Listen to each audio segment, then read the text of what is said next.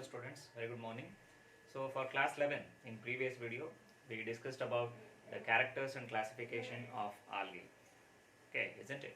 So today I am going to explain about the general characters of bryophytes, the next group of plants. Okay, see, bryophytes, they are the groups of plants which comes under the category what is called as embryophyta. It comes under the category what is known as embryophyta. So you know about the classification of plants, isn't it? So where the kingdom Plantae has been broadly classified into Cryptogamia and Phanerogamia, whereas Cryptogams, they consist of Thallophyta and the Bryophyta and the Pteridophyta. So whereas the Phanerogams, they consist of Gymnosperms and the Angiosperms, isn't it? So under that we have completed Thallophyta, that is about the algae. Okay. So the next category is Bryophyta. See, starts from the Bryophytes up to the Angiosperms. All plants, they bear embryo. It means the zygote that is produced after fertilization, that will develops into embryo. So that's why these groups of plants also they comes under embryophyta. Okay. See, there are around 960 genera or genus can be seen in bryophytes, and that includes about 24,000 species. Okay, there are about 960 genera and that comprises about 24,000 species can be seen in bryophytes. So most of the forms, majority, most of the areas where bryophytes has been distributed, they grow, especially they grow in moist environment. Bryophytes, they grow in moist and marshy, then and they almost prefer the moist conditions. Okay, they grow under moist or marshy areas. So there are few exceptions which can grow on even the dry areas like a dry land or a dry rock surfaces. Okay, so for example, like the species, some of the species of Porella and some bryophytic member, and whereas some of the species like Rixia and other members, they are somewhat submerged in nature. Submerged means they are found within the surface of water body. So they are submerged. Some species are submerged, but majority of the species, they are terrestrial in nature. Terrestrial means they are found on the land. Especially what type of land? The land should be moist and marshy areas, so where we can see the bryophytes. Okay, in almost all possible habitats, wherever it consists of moist and marshy nature, so where we can see bryophytes. Okay, so they comes under the group what is called as embryophyta. Okay, so there are about 960 genera or genus found in bryophytes, and that includes or comprises about 24,000 species. Almost all species are terrestrial, exception for some forms like Rixia, so where it is submerged. Some of the species of Rixia where they are submerged. Okay, and though they prefer moisture, some species like Porella, some of the species of Porella, so where it grows on rock surfaces with a scanty soil and in dry condition. Okay, so let us look into, and also these members, the bryophytes, so they can be considered as the connecting links between, they are intermediates between the algae, the Thallophyta and the Pteridophyta. So that they have shares some of the characters of algae, they retain some characters of algae and they show some characters of pteridophytes. There are some similarities between pteridophytes and bryophytes. Similarly, there are some similarities between algae and bryophytes. Okay, and there are some advanced characters over algae. Okay, so when compared to algae, bryophytes are more advanced. Again, when compared to bryophyta, pteridophyta is more advanced, like that. Hence, bryophytes can be considered as intermediate links between the algae and the pteridophyta. Okay, so whereas algae is evolved into bryophytes and bryophytes then they evolved into pteridophytes. Okay, then let us look into the general characters of bryophytes. So what are the general characters can be seen in bryophytes? Okay, see here, all bryophytes, they exhibit two distinct phases in the life cycle. Okay, so there are two distinct phases can be seen in the life cycle, and those two distinct phases, one is a gametophyte, another one is a sporophyte. One is a gametophyte, another one is a sporophyte. There are two distinct phases can be seen in the life cycle of bryophytes. So one is the gametophytic phase, another one is a sporophytic phase. Okay, so that is what is called as alternation of generation.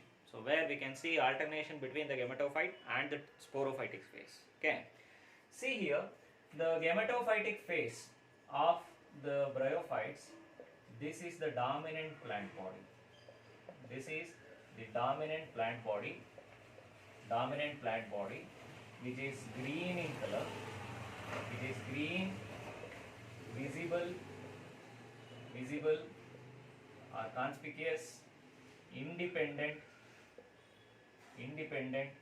feature, which is green, dominant, visible and independent feature. It means what plant body we see, what is visible to us in bryophytes. Suppose if we saw a plant body that is belongs to the bryophyta, the plant body what we see, the greenish plant body, that is considered to be the gametophytic plant body. It means you should know the difference between gametophyte and the sporophyte. What is a gametophyte here? The plant that produces the gametes. And what is a sporophyte? The plant that produces the spores. Okay, there are, as I said, there are two distinct phases in the life cycle of a bryophyte. One is a gametophytic phase, another one is a sporophytic phase. Among that, the gametophytic phase is dominant. You remember this one. The gametophytic phase is dominant here.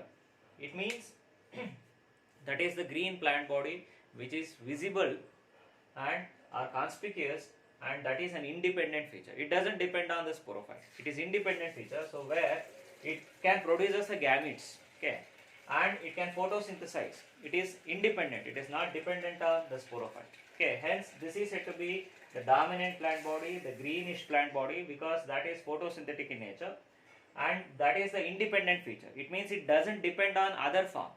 Okay, it can live on its own. So hence it is independent feature.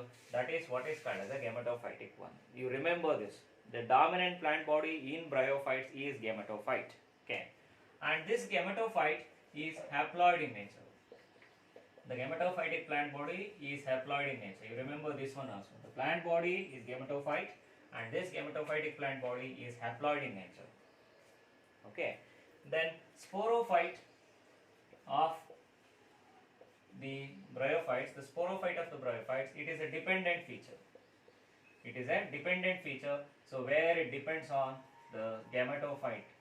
The sporophyte is a dependent feature where it depends on the gametophyte. So dependent for what? Dependent for nutrition. Okay. So where the sporophyte that grows on the surface of the gametophyte, it grows from the gametophytic plant body. So where it is depends on the gametophyte for its food as well as the shelter. Okay. But whereas some of the sporophytes, like the advanced members of like mosses, so where sporophyte is partially dependent on the gametophyte because it is able to photosynthesize. But in the lower forms of the bryophyte, the sporophyte is completely dependent on the gametophyte because it is unable to photosynthesize, because it is non-green in color. Then it has to depend on the gametophyte and it is growing on the surface of the gametophyte. It is not a separate feature. It doesn't grow as a separate feature. It grows itself on the surface of the gametophyte. Hence, sporophyte is said to be dependent, just like a semi-parasite. Okay. So, sporophyte, this is a dependent feature. Okay, let us talk about the features of the gametophyte. So, as I said, the dominant plant body is the gametophyte. Andre namge ಏನು ಕಣ್ಣಿಗೆ ಕಾಣಿಸ್ತಾ ಇದೆ, visible ಏನಿದೆ, conspicuous ಏನಿದೆ, that is nothing but the gametophytic plant body. Okay. So let us discuss about the characters of the gametophyte here. See, the gametophytic plant body may be thalloid in nature. The plant body may be flat.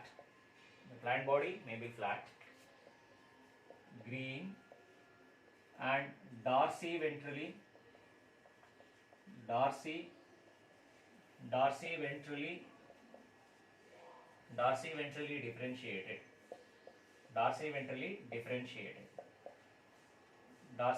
differentiated. The plant body, the gametophytic plant body may be thalloid.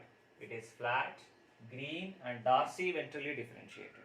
It means there are two phases or the two ends can be seen.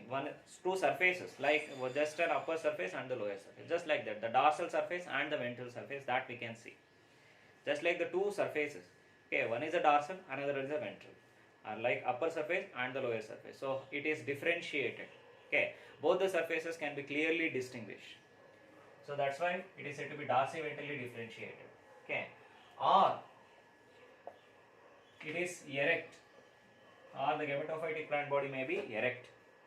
Consists of an axis, means a stem-like axis, No stem or no leaf here. Remember, leaf-like or stem-like. Okay, consists of a stem-like axis and leaf-like appendages. Leaf-like appendages. For example, like in mosses. Okay. See, the gametophytic plant body, it may be thalloid. It means it is flat. Okay, maybe it is thalloid, flat, green, and dorsiventally differentiated plant body can be seen. For example, in the members of Hepaticopsida and in the members of Anthoceratopsida, that is like Marchantia, Rixia, Tarzonia, then Anthoceros in these plants. So where the plant body is flat, green, and it is dorsiventally differentiated. Whereas on the other members of the bryophytes, some of the advanced members of the bryophytes, so where the plant body is erect. So just like this, in the first category, where the plant body is dorsiventrally differentiated and it is flat.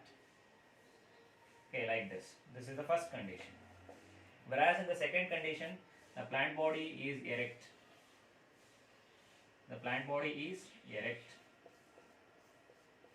Okay. So where it bears leaf-like appendages. The plant body is erect and where it bears the leaf-like appendages. Not the leaf. Okay, there are no leaves here, but there are somewhat flattened extensions produced by the axis, like this. Okay, so this is the erect plant body. And this is a flat plant body. This is the second condition. Okay, so this can be seen in mosses. A stem-like axis can be seen. This is an erect, this is a flattened, horizontally flattened. Okay, so these are the two forms can be seen in the gametophyte. Okay, so where that can be seen in mosses, this condition, the erect condition, and whereas the flat condition that can be seen in the other members like Hepaticopsida, it is nothing but a class in bryophyte and as well as in Anthoceratopsida. Okay, so next, the gametophytic plant body. So in some of the members of the bryophytes, where the thalloid plant body that consists of a prominent midrib. A prominent midrib can be seen, okay, on the dorsal surface. A prominent midrib can be seen on the dorsal surface. It means like this. A prominent midrib can be seen on the dorsal surface. So just like how the leaves, they are having the midrib, leaves of angiosperms, they are having midrib, no? So just like that, the dorsal surface of some bryophytes, so where it shows the prominent midrib. Okay, and the dorsal surface is more green in color. And whereas the ventral surface, when it is compared with the ventral surface, it is colorless or pale in color. Okay, so next thing, the plants will bear unicellular,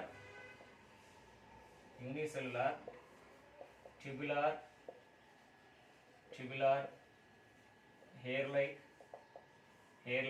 structures. Unicellular tubular hair-like structures. They are what is called as rhizoids. Unicellular tubular hair-like structures called as rhizoids, which helps in anchorage and absorption. See, remember the plants here still they are not differentiated into root, stem and leaf. Still illu no root to stem leaf anta differentiation agilla, thalloid antane ಹೇಳ್ತೀವಿ. So where as there are no roots here, but these plants are terrestrial in nature. Terrestrial andre soil ಮೇಲೆ ಇರೋದ್ರಿಂದ water absorption ಆಗಲೇಬೇಕು and it has to firmly fix to the soil, isn't it? For that they bear some structures what is called as rhizoids. What are rhizoids here? Rhizoids are unicellular tubular hair-like structures. The main function of the rhizode is anchorage and absorption. Anchorage means it can hold the soil firmly and whereby it can absorb the water and the nutrients, the mineral nutrients from the soil. Okay, so that is the two purpose of the rhizoids. One is anchorage, another one is the absorption. Okay. Whereas in some members of bryophytes like in mosses, rhizoids are multicellular. Whereas in other members, rhizoids are unicellular, whereas in plants like mosses, rhizoids are multicellular and they have septa. Septate rhizoids can be seen. Means the cross wall can be seen. But whereas here in the unicellular rhizoids, there is no cross wall. Okay, there is no cross wall. And whereas in multicellular rhizoids, we can see the septate, the septa. Okay, so that can be seen in the forms like mosses. Okay, then along with the rhizoids, the bryophytes, some bryophytes they possess other structures called as scales. Along with rhizoids, some of the bryophytes they possess other structures what is known as scales. Scales are multicellular in nature. Scales are multicellular in nature. Okay, scales are multicellular. So what is the main function of the scale? So that usually protects the apical region of the thallus. Okay, usually that protects the apical region of the thallus, and also it helps in absorption.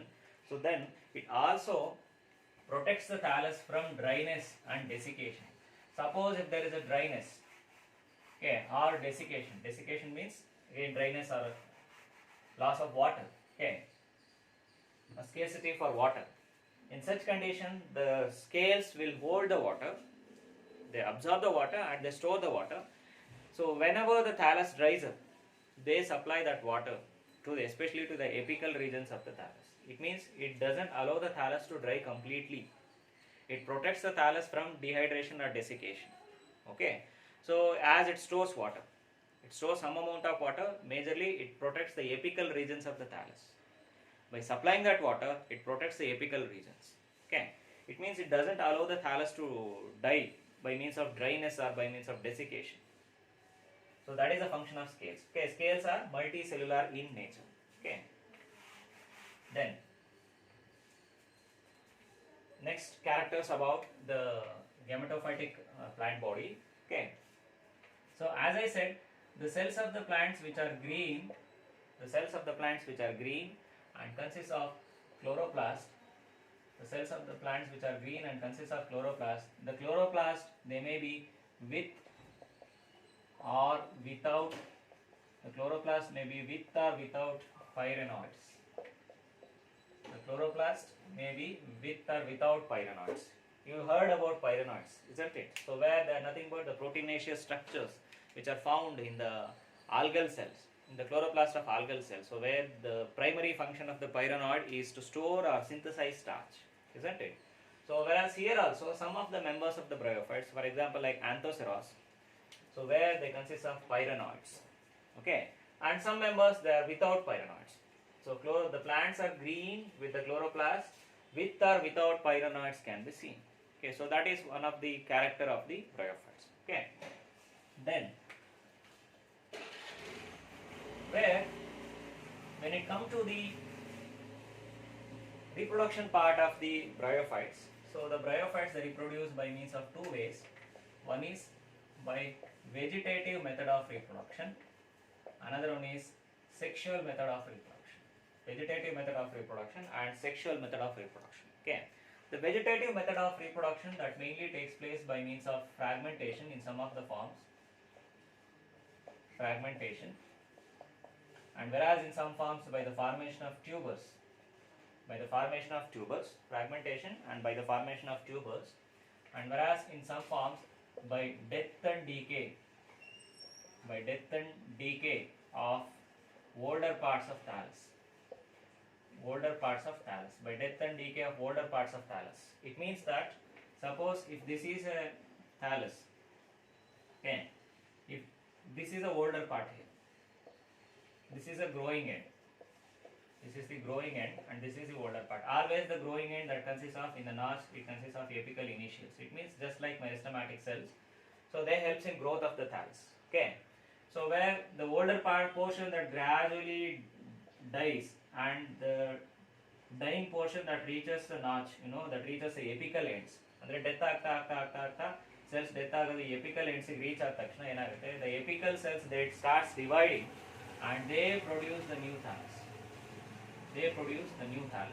Okay, so that is what is called as death and decay of older parts of thallus. Okay, or by the formation of tubers in some of the members where we can see the tubers, especially it can be seen are produced during the dry conditions, okay, or dryness. So where also by means of fragmentation. Okay, so this is about the vegetative method of reproduction and also the major one in vegetative method of reproduction in most of the bryophytes. So where they form the structures, they are what is called as gemma or gemme. They produces a major structures what is known as gemma or gemme. Okay, see these gemma or gemme, they are the dumbbell shaped multicellular structures having a stalk, dumbbell shaped multicellular structures having stalk, and they have two notches, having stalk and two notches. See, this is a notch, having stalk and two notches, and this is the stalk, and they are multicellular structures. Gemma is singular. Okay, gemme or gemma, they are the structures, they are the vegetative propagules which are produced inside the thallus of the bryophyte, especially on the dorsal surface of the thallus, where they are the multicellular structures, dumbbell shaped multicellular structures. They have a stalk and they have two notches. Here notch irutte, one stalk irutte. Okay, and these gemma are capable of give rise to new plants when they fall on suitable soil. When these gemma are fall on suitable soil, so where they can produce the thallus in two directions from each notch. They can produce thallus in two directions. See, one notch, so I said here there are apical initial cells, and there are the cells which can give rise to new thallus. So one notch that will produces the thallus in one direction and the other notch will produces the thallus in other direction. It means from one gemme two thallus can be produced. ಒಂದು ಜಮ್ಮೆಯಿಂದ ಎರಡು ಥಾಲಸ್ formation ಆಗುತ್ತೆ, ಎರಡು opposite direction ಅಲ್ಲಿ formation ಆಗುತ್ತೆ. So one is in this direction and another one is in opposite direction of the first one. Okay, so where that is produced from the notches, and this gemme that mainly stores the reserve food material in the form of oil. Okay, it stores enormous amount of reserve food material because it has to give rise to thallus, no? Then it has to store the reserve food material to supply the thallus until it gets the ability of photosynthesis. Okay, so and these gemma, they develops inside the structures what is called as gemma cups. The gemme that develops inside the structures what is called as gemma cups, and the gemma cups they grow on the surface of the thallus. The gemma cups they grow on the surface of the thallus. So for example, like in Marchantia, so where the gemma they grow along the midrib, especially I said midrib, no, the dorsal surface consists of a prominent midrib. They grow on the surface of the thallus, all along the midrib, like this. There are many cup-like structures which grows on the surface of the thallus. Those cups are what is called as gemma cups. Gemma cups. Okay, so within these gemma cups, the gemme will develop. So suppose if we take the transverse section of the gemma cup, it will be like this. If we take the cross section of a gemma cup, it will be like this. Okay, so where within the floor of this cup, the gemma will develop. Gemma or gemme will develop like this. If you take the cross section, andre idana section ಮಾಡಿ ನಾವು ನೋಡಿದಾಗ the gemme will looks like this. Okay, so this is about the gemma. Okay, gemma are nothing but the vegetative propagules. Okay, so where they develops within the structures what is called as gemma cups. So they have the ability to give rise to a new thallus. Okay, then so the next thing is about the sexual method of reproduction. See, the sexual method of reproduction in bryophytes, it is highly advanced and it is of oogamous type. It is highly advanced and it is of oogamous type. You know what is oogamous type of sexual reproduction? Okay, see, where they bear the sex organs like male and female sex organs. Here the male sex organs is what is called as antheridia. Male sex organ is known as antheridia, and the female sex organ is what is called as archegonia. You can see two kinds of sex organs. So highly advanced type of sexual reproduction we can see, that is of oogamous type. It means the female gamete is large and stationary, whereas male gametes are smaller and they are motile. Okay, that is what is called as oogamous type of reproduction. So male sex organ is what is known as antheridia, and whereas the female sex organ is called as archegonia. So both of the sex organs are multicellular in nature. Compare with the algae, so where we can see unicellular sex organs, but not like here in bryophytes where the sex organs are multicellular and they are protected by protective coverings. Okay, so that is one of the fundamental characters of the bryophytes. So where the sex organs are multicellular and they are protected by the protective coverings. Okay, so but there are no protective coverings around the sex organs in algae. Okay, see, if these both of the sex organs like Antheridia and Archegonia, they may grow on the same thallus. They may grow on the same plant body or same thallus. Okay, so for example, such species are said to be, such thallus is said to be homothallic. If both the male and female sex organs, if they grow on the same thallus, such a condition is what is known as homothallic. Suppose if they grow on different thallus, different means in two separate thallus, male thallus is separate and female thallus is separate. In such conditions, it is what is called as heterothallic in nature. Heterothallic in nature. It means monoecious and dioecious. Okay, mono means same, where both of the sex organs which develops on the same thallus, monoecious. Whereas dioecious means, so where the plant body, where male and female sex organs are separate, it means male and female plant bodies are separate. Okay, so either the Antheridia and Archegonia, it develops on the same thallus, such a plant body is said to be homothallic. Suppose if the Antheridia is develops on different plant body and Archegonia is developed in different plant body, in such cases male and female plants anta karitivi. Okay, so that such type of condition is what is called as heterothallic condition. Okay, so let us look into the structure of the sex organs like Antheridia and Archegonia. See, Antheridia, they are the male sex organs. They develops in antheridial disc. Antheridia are the male sex organs. They develops in antheridial disc. So it will be like this, antheridial disc. Suppose if this is a thallus, so thallus only that bears the sex organ, because you remember the plant body is gametophytic in nature. Okay, this is the plant body. So where it bears the antheridial disc. Okay, so like this, the disc will be like this, or it is embedded in the thallus also.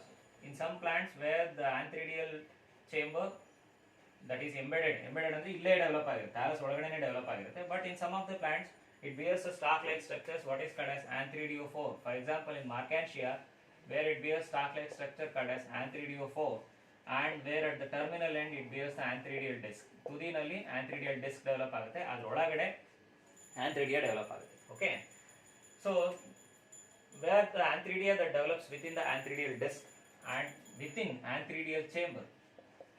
Antheridial chamber. Remember, antheridia develops within the antheridial chamber, and that antheridial chambers which are found in the antheridial disc. Antheridia that develops like this. If you take out the cross section, you can see like this the disc.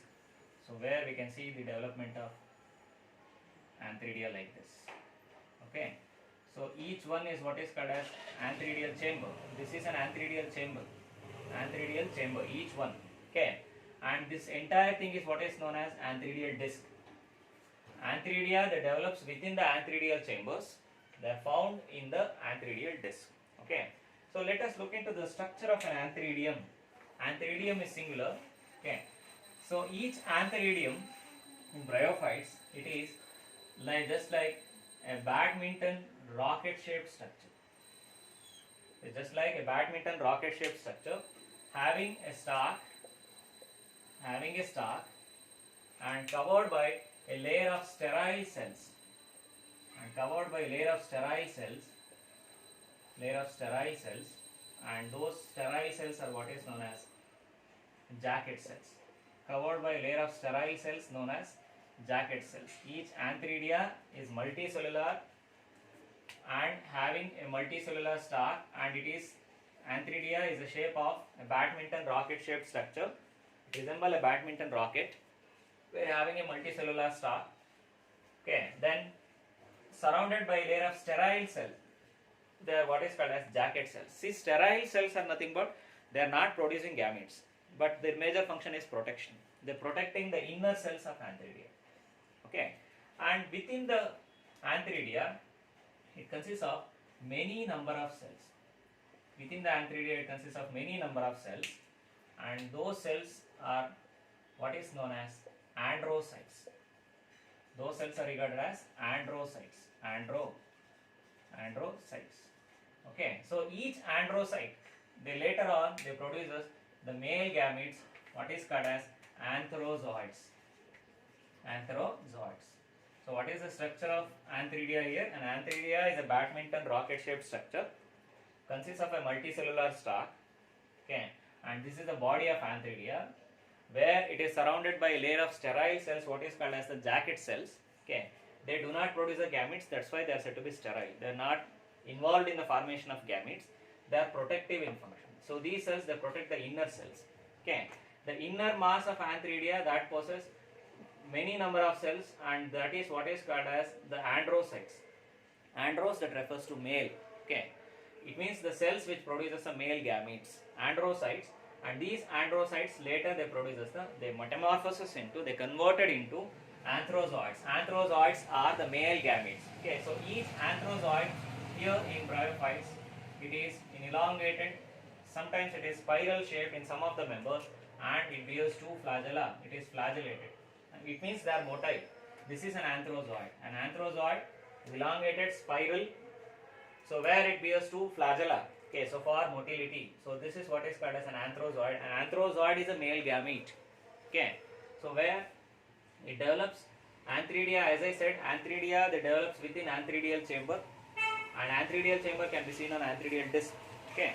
So where it develops a multicellular body and consists of a stalk and gets surrounded by a layer of sterile cells, and those sterile cells what is regarded as the jacket cells. Okay. So where within the Antheridia, where it bears the many number of cells, and those cells are what is called as androcytes. Androcytes are having the ability, that is nothing but they metamorphosis into, they converted into the structures what is called as antherozoids. Each antherozoid is nothing but a male gamete. So where that produces the two flagella, they are nothing but the motile. Male gametes are motile, whereas female gamete is non-motile. Okay. So this is about the structure of Antheridia. Okay. So then the next one is the female reproductive part, that is what is called as the archegonia. Okay. See, similar to Antheridia, the archegonia is also grows within the archegonial chamber.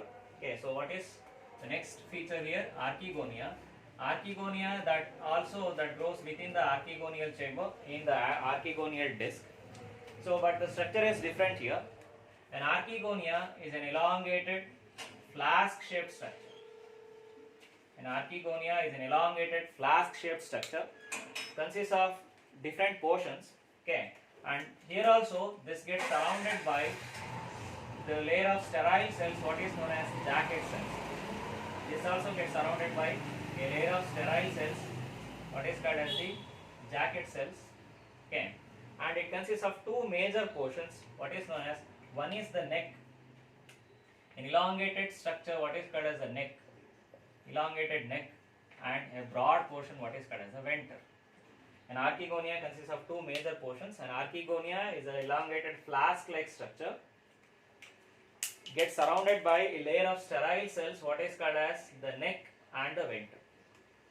Jacket cells. Get surrounded by a layer of sterile cells, what is called as the jacket cells. Similar to Antheridia, here also jacket cells are present. So they are majorly protective in function, jacket cells.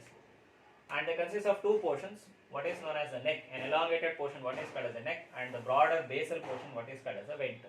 Okay.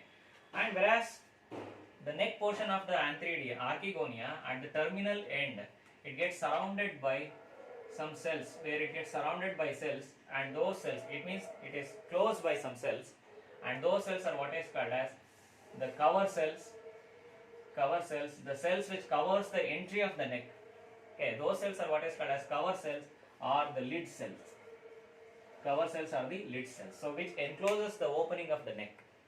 Okay, so where those cells are called as cover cells are the lid cells. Okay, and the venter, that consists of the egg at the bottom, the female gamete at the bottom. It means all these cells, they are majorly meant for protecting the egg, the female gamete that is found in the base. This is nothing but the egg or the female gamete. Okay, and whereas the venter portion, that consists of other cells which covers the egg, and that is what is called as the VCC. VCC means venter canal cell. Venter canal cell. This venter canal cell is known as VCC. Okay, venter canal cell or VCC. Then the neck of the archegonia, that consists of 4 to 6 cells, rows of 4 to 6 cells which covers the neck portion. Okay, so these cells, I am writing here, these cells, 4 to 6 cells which covers the neck region, and those 4 to 6 cells are what is called as neck canal cells, and these cells are known as neck canal cells, neck canal cells, shortly named as NCC. Neck canal cells are NCC. Okay, so where the neck is lined with, under neck portion ಒಳಗಡೆ ಏನಿರುತ್ತೆ, the neck is lined with the cells, nearly they are in the number of 4 to 6. Okay, so it consists of the cells, means the neck get covered or it lined with the ಅದರೊಳಗಡೆ cells ಇರುತ್ತೆ, not hollow ಇರಲ್ಲ, ಅದರೊಳಗಡೆ ಏನಿರುತ್ತೆ neck canal cells ಇರುತ್ತೆ, and those cells are called as neck canal cells. Okay, so an archegonia is a flask shaped structure, consists of two major things, portions. One is a neck, an elongated neck, and the broader portion, that is what is called as a venter, where the mouth of the archegonia get covered by the cover cells of the neck lid cells. Okay, so where the neck is lined by the neck canal cells, they are around 4 to 6 in number, and whereas the entire archegonia gets surrounded by the jacket cells, a layer of sterile cells called as jacket cells. So whereas the broader basal portion that consists of the two structure, that is what is called as a venter, and venter consists of venter canal cell that covers the egg, and at the base of the venter there will be a presence of egg. Okay, so all these structures, the jacket cells, the neck canal cells, and the venter, is to maintain, is to protect the egg. They are almost all, they are protective in function. Okay, so during the during the time of fertilization, what happens, the cover cells and the lid cells. Okay, so at the time of fertilization, the neck canal cells, the venter canal cell, all of them they disintegrates except the egg. Andre egg on bittu ಮಿಕ್ಕಿದೆಲ್ಲ cells ಏನಾಗುತ್ತೆ disintegrate ಆಗುತ್ತೆ, they degenerates, and their content will oozes out at the tip of the archegonia as a mucilaginous mass. Okay, and this consists of certain chemicals. The contents of the disintegrated cells or degenerated cells, the venter canal cell and the neck canal cell, they disintegrates or degenerates during the time of fertilization, and that content will stored at the apex of the archegonia as a mucilaginous mass, and that consists of certain chemicals that can attract the anthrozoids for fertilization. Okay, so this will attract anthrozoids for fertilization. Remember, the fertilization in bryophytes that need water. Fertilization in bryophytes that need water. So where, that's why bryophytes are popularly known as amphibians of plant kingdom. They are known as amphibians of plant kingdom. The major reason is they require water to complete their life cycle. They require water for their fertilization. Still they depend on water. That is the ancestral character. Ancestral antandre, that is the character of algae, you know, they are found in water, they need water to complete their life cycle. Similarly, the same character is retained in the bryophyte also. Bryophytes, they need water for their fertilization. They need water to complete their life cycle. That's why bryophytes are known as amphibians of plant kingdom. It doesn't mean that they are found both in land as well as in water. Okay, so it means that they need water to complete their life cycle. The gametes, the male gametes, are traveled by means of water, by means of water current or water splashes. Okay, when water splashes on the antheridia, where the anthrozoids are released, and they carried by means of water. Okay, whatever the way, they need water to complete their life cycle. Okay, so that's why they are considered as amphibians of plant kingdom. Okay, so at the time of fertilization, many number of anthrozoids will enter into the archegonia. Many number will enter into the archegonia. Ultimately, only one will fuses with the egg. Only one will fuses with the egg, and that will result in the formation of a zygote. That will result in the formation of a diploid zygote, because anthrozoid is also haploid, egg is also haploid. The fusion of two haploid cells, that results in the formation of a diploid zygote. Okay, so zygote in bryophytes, it doesn't undergo a resting period. Unlike in algae, it doesn't undergo a resting period. Zygote that immediately divides and develops into embryo. Zygote that immediately divides and develops into embryo. See here, the development of embryo in bryophyte, it is said to be exoscopic.